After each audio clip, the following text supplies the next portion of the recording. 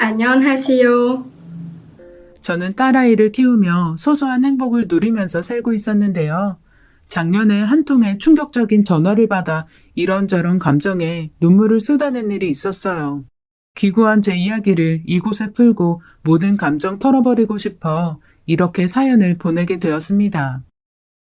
20대 꽃다운 나이에 제가 만난 남편은 정말 착하고 좋은 사람이었어요. 자상하고 마음이 따뜻한 사람이었죠. 벌레 한 마리의 생명조차 귀하게 여기는 착한 사람이었습니다. 남편과는 1년간의 연애 끝에 결혼을 결심하게 되었어요. 이 사람이 내 인생의 동반자라는 확신이 들었고 결혼 진행도 물 흐르듯 진행되었어요. 남자친구의 선한 인상 그대로 부모님 얼굴도 선한 모습이었어요. 이마에 인상 쓰면 나오는 미간 주름 한 점 없는 분들이셨고 언제나 미소가 얼굴에 머무는 분들이셨습니다. 특히 남편이 시어머니를 많이 닮았었는데 시어머니 성격이 너무 좋으셨어요. 배려심은 물론이고 말 한마디를 하실 때도 상대방의 기분을 상하게 하는 법이 없으셨죠. 저는 그런 시어머니를 보면 꽃보다 아름다운 사람이라는 말이 절로 떠올랐어요.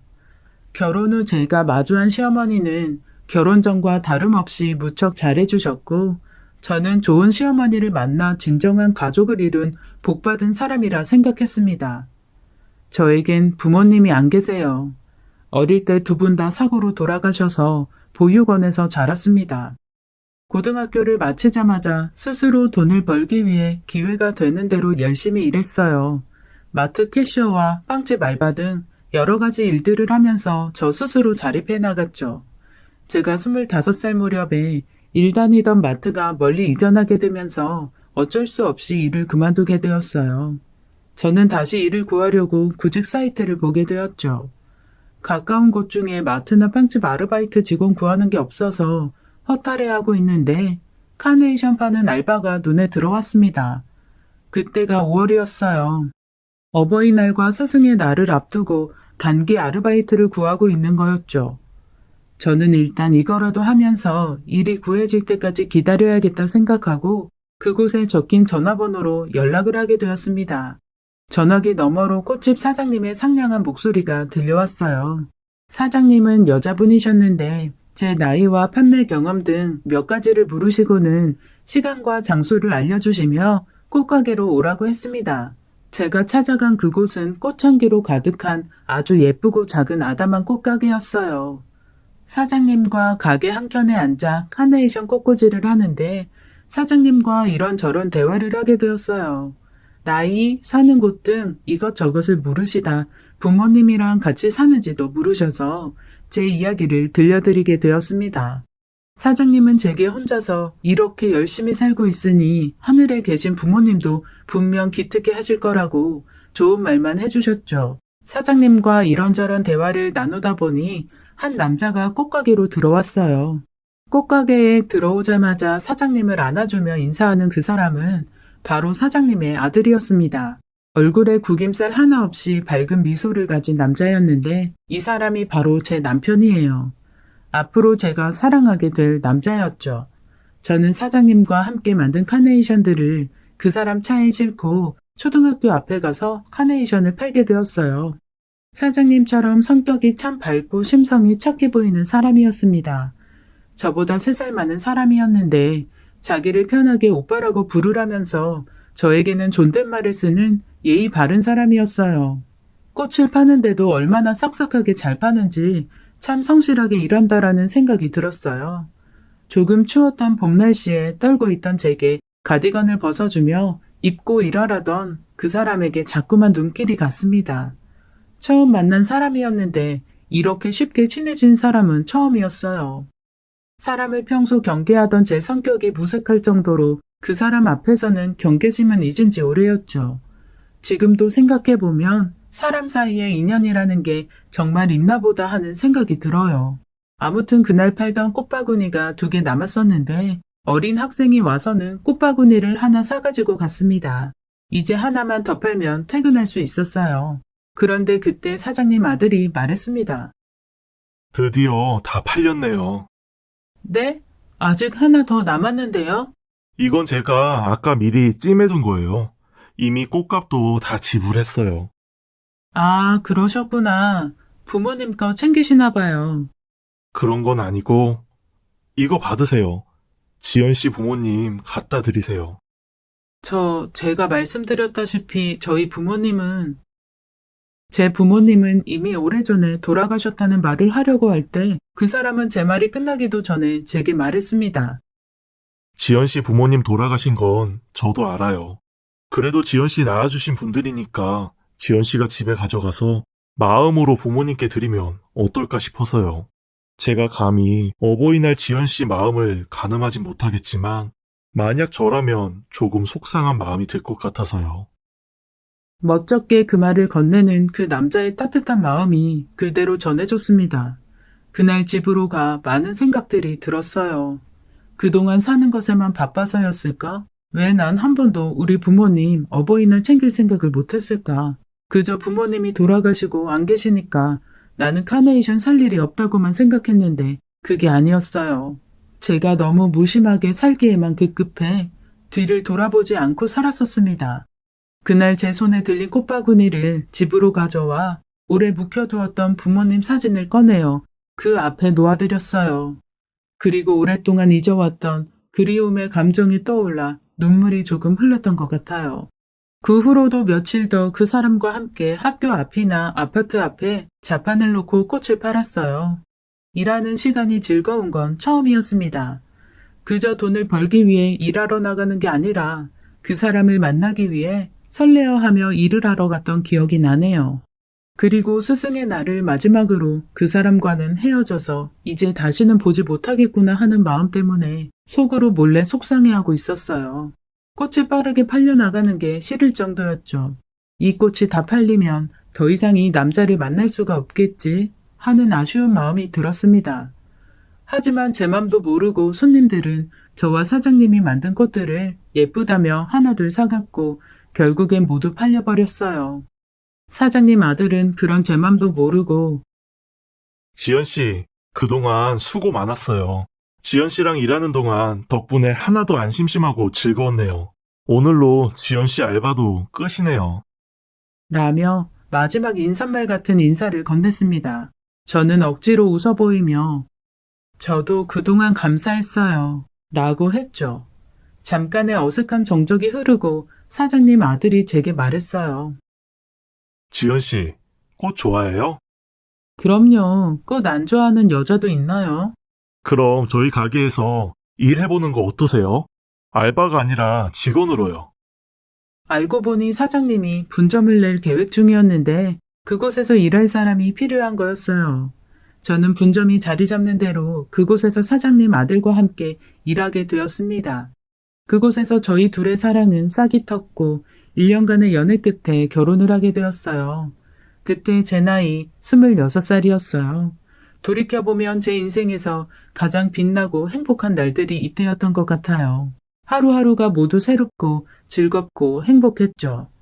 연애에서 결혼까지 모든 게 제가 꿈에 그리던 모습이었습니다. 제가 고아 출신이라는 걸 잊게 해주실 만큼 시부모님들은 제게 말 한마디도 그냥 하지 않으셨어요. 시부모님의 말 속에는 늘 배려심이 숨어 있었습니다. 우리 예쁜 며느리라는 말을 입에 달고 사셨습니다. 시부모님과 남편의 사랑 속에서 저는 아기를 갖게 되었어요. 시부모님은 저와 남편 못지않게 무척 기뻐해 주셨어요. 제 남편보다도 제가 먹고 싶은 것들을 더 잘 챙겨주셨죠. 임신하고 점점 배가 나오기 시작할 때 시어머니가 저를 데리고 옷가게를 가셔서는 손수 인부복도 사주셨어요. 매장에서 제일 좋은 옷을 골라서 입어보라고 하셨고 거울 앞에 서 있는 절 보면서 아이고 우리 딸 예쁘다 라고 하시곤 했죠. 시어머니는 저를 평소에 딸이라 불렀습니다. 우리 딸이 저를 부르는 호칭이었죠. 시어머니는 제게 엄마라 부르라고 하셨어요. 그렇게 지내다 보니 저는 시어머니와 정말 엄마와 딸 관계라는 착각이 들 정도로 사이좋게 지냈습니다. 저는 부모님이 안 계셔서 그런지 그 호칭이 좋았어요. 그래서 그런지 가게 점원들은 저희 고부 사이가 너무 다정해서 엄마와 딸인 줄 알았죠. 그럼 저희 시어머니는 우리 딸 너무 예쁘지 않아요? 라고 하시곤 했어요. 만삭에 가까워진 불룩한 배를 안고 시어머니와 함께 아기 용품들을 사러 다닐 때도 시어머니는 제가 넘어지진 않을까 노심초사하며 제 팔을 항상 꼭 붙잡고 다니시곤 했어요. 그렇게 항상 저를 아껴주셨습니다. 제가 아기를 낳던 날 시어머니는 엄마라는 빈자리가 느껴지지 않을 만큼 제 옆에서 저를 지켜주셨어요. 진통이 오기 시작할 때부터 옆에서 머리를 쓰다듬어 주시고 잘하고 있다며 힘내라고 응원도 해주셨어요. 옆에서 계속 우리 딸 할 수 있다, 할 수 있다 하고 말씀해 주시는데 어느덧 제가 아기를 낳았더라고요. 아기를 안고 있는 제 머리를 쓰다듬으며 우리 딸 많이 아팠지? 고생 많았다. 네가 고생한 덕분에 이렇게 예쁜 딸을 낳았네. 예쁜 손녀딸 낳아줘서 고맙다. 라고 하셨어요. 산후조리원에 들어갔다 나온 후에는 시어머니가 계속 아기를 돌봐주셨어요. 산모가 밥을 잘 먹어야 빨리 회복된다며 매일 미역국에 고기 반찬을 올려주셨죠. 제가 쉴 수 있게 아기도 돌봐주셨고요. 한동안 시어머니가 꽃가게를 비우느라 남편과 시아버지께서 더 바쁘게 일하셨어요. 그렇게 가족들의 희생으로 저와 아기는 건강하게 지낼 수 있었습니다. 아기를 낳아 기르는 기쁨 또한 제 인생에서 가장 행복한 날들이었어요. 사람이 이렇게 행복하게 살 수도 있는 거구나 하는 나날들이었죠. 한 달간 시어머니의 산후조리를 받고 저는 몸을 잘 회복할 수 있었고 시어머니는 한 달 만에 다시 출근을 하셨어요. 저는 아기를 돌보느라 더 이상 꽃가게에 나가지 못했어요. 꽃가게 일은 남편이 혼자서 도맡아서 하느라 일이 무척 바빴습니다. 두 사람이 해야 할 몫을 남편이 혼자 하고 있었지만 힘든 내색 없이 우리 가족의 미래를 위해 열심히 일해주었죠. 참 성실하고 듬직한 남편이었어요. 시어머니는 꽃가게 일을 하시다가도 바쁜 시간을 쪼개어 아이를 봐주러 오셨고 시아버지는 늘 뒤에서 많은 도움을 주시고 계셨어요. 제가 말하지 않아도 제게 필요해 보이는 물건들이 있으면 기억해 두었다가 사다 주시곤 했죠. 아기에게 치발기가 필요하겠구나 싶은 날이면 시부모님들이 방문하시면서 사오곤 하셨어요. 제가 필요한 것들은 대부분 시부모님들이 미리미리 챙겨주셨죠. 늘 감사한 마음으로 저도 시부모님께 잘해드렸어요. 생신 때 상 차리는 건 물론이고 용돈도 넉넉히 넣어서 드렸습니다. 워낙 저에게 잘해주셨던 분들이기에 하나도 아깝단 생각이 든 적이 없었어요. 시부모님 앞에서 감사합니다, 고맙습니다, 사랑합니다 라는 말이 늘 절로 나왔어요. 제 주변에 몇 없는 친구들은 제게 시집 참 잘 갔다며 그동안 부모님 안 계셔서 많이 외로웠을 텐데 부모님들보다 더 잘해주는 시부모님 만났다며 참 잘됐다고 말하곤 했죠. 그렇게 시간이 흘러 어느덧 아이는 돌잔치를 할 만큼 컸어요. 돌잔치를 위해 뷔페를 예약하고 남편과 행사를 준비하며 즐거운 날들을 보냈습니다. 우리 예쁜 딸을 위한 오색 색동 한복을 입히고 저희 부부도 한복으로 된 멋진 돌잔치 의상을 빌려 입고 친인척들의 축하를 받으며 돌잔치를 치렀습니다. 이날 제 딸은 실을 잡았고 가족들은 모두 건강하게 오래 사는 것보다 좋은 건 없다며 잘했다고 딸아이를 칭찬해 주었어요. 돌잔치를 마무리하고 집으로 돌아가던 날 저는 시부모님의 차를 타고 집으로 가기로 했고 남편은 꽃가게에 필요한 물건을 주문해 놓은 게 오늘 배달 오기로 했다며 꽃가게로 향했습니다. 그때까지만 해도 저희 가족에게 어떤 일이 벌어질지 정말 아무도 예상 못했어요. 시작이 있으면 끝이 있듯이 행복이 있으면 불행도 있는 걸까요? 시부모님과 집에 가서 쉬고 있던 그 시간, 돌아와야 할 남편의 귀가 시간이 점점 늦어지고 있었고 웬일인지 남편과 연락이 닿지 않아서 조금씩 걱정이 되어갈 즈음 청천벽력 같은 한 통의 전화를 받게 되었어요. 땡땡병원이라는 말과 함께 사고, 김정수, 사망이라는 단어밖에는 들리지 않았습니다. 시부모님과 함께 달려간 그곳엔 이미 싸늘하게 식어버린 제 남편이 누워 있었어요. 중앙로를 침범한 차량이 돌진해 남편의 차를 들이받았고 그 사고로 인해 머리에 큰 충격이 가해져 사망에 이르렀다는 이야기를 전해 들었습니다. 시부모님도 저도 정신을 차릴 수가 없었어요. 다시 살려낼 수만 있다면 내 팔다리라도 내어주고 싶었습니다.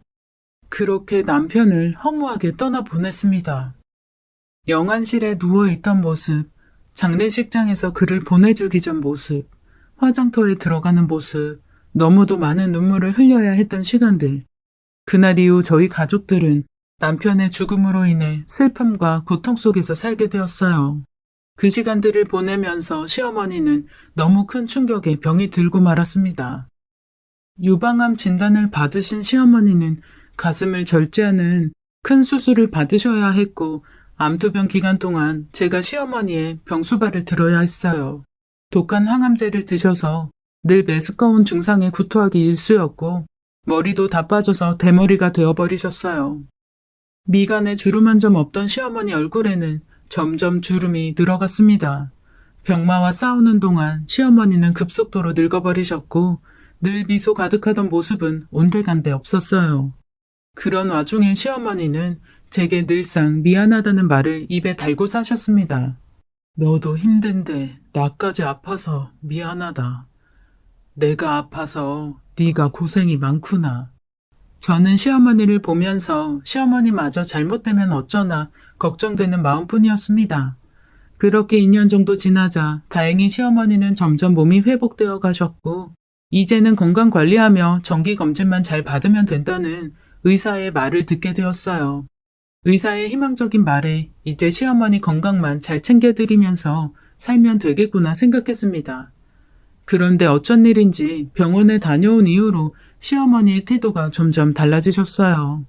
그날도 평소와 다름없이 시어머니를 위해 밥상을 차렸습니다. 시어머니에게 가장 중요한 게 식단이라 생각했던 저는 암 환자들을 위한 레시피가 나온 요리책을 보며 반찬들을 준비했어요. 그런데 시어머니는 한참을 밥상을 바라보시더니 너는 이걸 지금 나보고 먹으라고 차린 거냐? 넌 아직도 날 암 환자 취급하는구나. 사람이 먹고 싶은 걸 먹으면서 살아야지. 이딴 풀떼기만 잔뜩 차려놓고 넌 내가 맛없는 것만 먹고 살다가 죽었으면 좋겠니? 라고 하셨어요. 갑작스런 시어머니의 호통에 저도 놀란 마음으로 시어머니를 진정시키려고 말했어요. 엄마, 갑자기 웬 반찬 타령이에요. 우리 엄마 원래 그런 분 아닌데 왜 그러시지? 오늘 컨디션 안 좋으세요? 네가 반찬을 이따위로 차려놓으니까 내가 컨디션이 좋을 리가 있겠니? 나는 이딴 거 이제 더 이상 못 먹겠으니까 너나 먹어라. 하고는 집을 나가버리셨어요. 저는 밥상 앞에 앉아 시어머니의 갑작스런 호통에 속상해서 눈물만 흘렸습니다. 그 후로도 시어머니는 사사건건 제게 트집을 잡으며 저를 욕하셨어요. 거친 욕 한 번 한 적 없으시던 시어머니 입에서 쌍시옷 발음들이 흘러나올 때면 저는 상처를 받고 시부모님과 지내는 시간이 점점 견디기 힘들어졌습니다. 그렇게 지내기를 1년, 암울한 시간들이 지나갔어요. 하루는 시어머니가 아기를 데리고 나가서 옷을 좀 사주겠다고 하셨습니다. 남편이 그렇게 가고 시어머니가 병으로 집에서만 지내느라 옷가게에 가본 게 언제인지 까마득했어요. 아기 옷이 급히 필요할 때마다 집 앞에 있는 아동복 가게에서 간간히 사입히는 게 다였었죠. 정말 오랜만에 하는 외출이었어요. 이날은 시어머니 기분이 좋아 보여서 저도 덩달아 기분 좋게 따라 나섰어요. 그날따라 시어머니가 아기 옷을 아주 많이 사주셨습니다. 지금 입으면 맞지도 않을 큰 치수의 옷들까지 다 합해서 12벌 정도 샀던 것 같아요. 아기 옷을 열심히 골라주시는 시어머니를 보며 옛날에 제 옷 사입혀주시던 것도 생각이 나서 저는 애교랍시고 시어머니께 아양을 떨었습니다.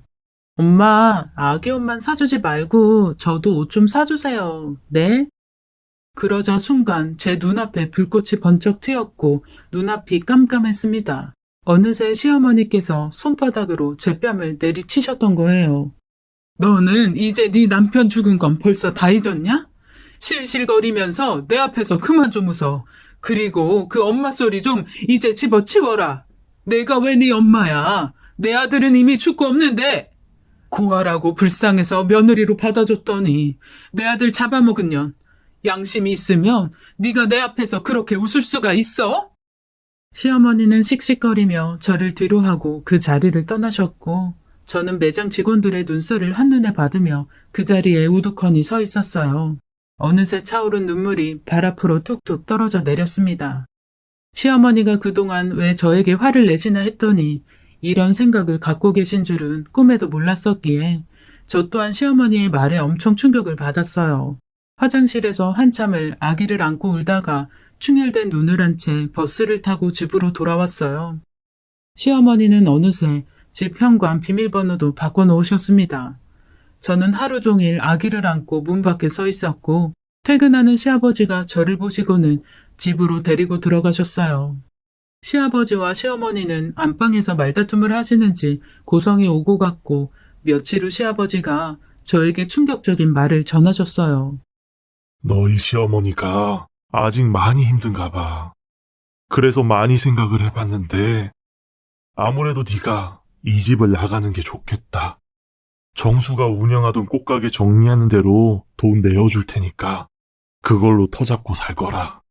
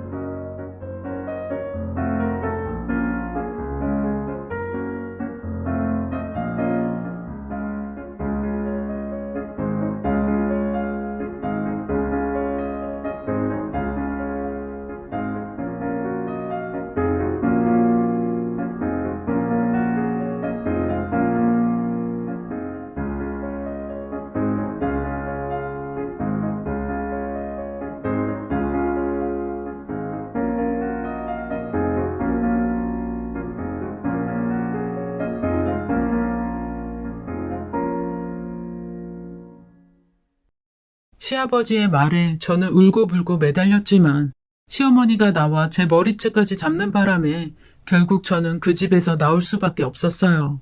부모에게 버려진 기분이 이와 같을까? 가슴 저리게 아픈 마음을 안고 다시 세상을 홀로 서야겠다고 마음먹었습니다. 시아버지가 쥐어준 돈으로 작은 집을 구했고 나머지는 전부 은행에 넣어두었어요. 그리고 저는 아이를 24시간 운영하는 어린이집에 맡기고 일을 다시 시작했습니다. 이제 세상에 내게 남겨진 가족은 내 딸뿐이라는 마음으로 몸이 부서져라 이랬어요. 내가 능력을 키우고 돈을 벌어야 우리 딸이 나처럼 외롭게 살지 않을 거라고 생각했습니다. 그렇게 한 해, 두 해 시간이 지나갔어요. 시부모님이 나를 쫓아내던 날의 원망은 어느새 가슴속에 묻어버렸고 저는 오직 딸아이만 바라본 채 하루하루를 살아냈습니다. 그렇게 지내면서도 시어머니, 시아버지 생신 때마다 찾아갔지만 언제나 문전박대를 당하고 돌아오곤 했어요. 그럼에도 자꾸 찾아오는 제게 시어머니는 소금을 한 바가지 뿌리시며 정말 징글징글하다. 한 번만 더 찾아오면 이사가 버릴 테니까 그런 줄 알아. 라고 하셔서 더는 대놓고 찾아갈 수도 없었습니다. 그래서 시부모님이 산책 나가시는 시간에 맞춰서 가끔씩 몰래 찾아가 먼 발치에서 시부모님의 얼굴만 확인하고 돌아오곤 했어요. 아무리 저를 내치셨어도 저한테는 부모님과 다름없는 분들이셨기에 늘 건강이 걱정되었으니까요. 그러던 어느 날 멀리서 지켜보던 제 모습을 들키고 말았습니다. 5살 딸아이의 손을 잡고 서 있던 저를 발견하신 시어머니가 역정을 내면서 제게 달려오셨어요. 저는 딸아이에게 할머니라고 인사하라고 시켰는데 시어머니는 제 딸아이는 본체만 채 하시고는 역정 내시기에 바빴습니다. 내가 찾아오지 말랬는데 왜 자꾸 찾아와? 넌 어른들 말이 우습니? 이러니까 내가 너를 미워하는 거야.